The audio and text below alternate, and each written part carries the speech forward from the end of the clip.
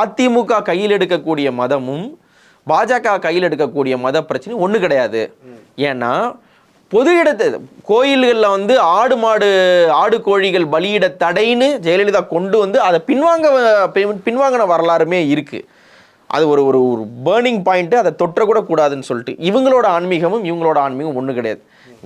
நாமளும் தான் திட்டுறோம், ஊரில் இருக்கிறவங்க எல்லாரும் தான் அதிமுக இப்படி செய்யலாமான்றாங்க. ஆனால் ஏதோ ஒரு வகையில் நீங்கள் டிஎம்கேவோட ஆன்டிதீசிஸ் தான் நான் அப்படின்னு சொல்கிற இடத்துல அதிமுக இல்லை.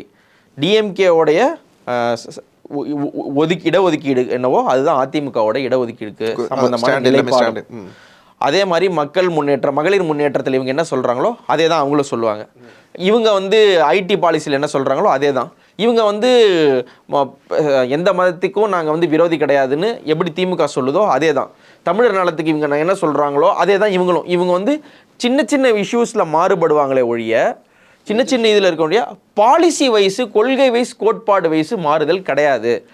அப்படி இருக்கும்பொழுது பிஜேபியோட நீங்கள் ஸ்டேஜ் ஷேர் பண்ண என்ன நடக்கும்னா, முருகன் மாநாடுன்னு சொல்லிட்டு திருப்பரங்குன்றத்தில் போட்டு அண்ணாவை கேவலப்படுத்திய மாதிரி கேவலப்படுத்துவாங்க. நீங்கள் போய் பதில் சொல்ல வேண்டியிருக்கும். ஒரு மாதிரி நீங்கள் புஷ் பண்ணதுக்கே நீங்கள் அங்கேருந்து அன்வர் ராஜா வந்தார்ல, அந்த மாதிரி இன்னும் நீங்கள் அழுத்துனீங்கன்னா ஒரு ஜெயக்குமார் வரமாட்டார், ஒரு செல்லூர் ராஜு வரமாட்டார் அப்படின்றது என்ன நிச்சயம்?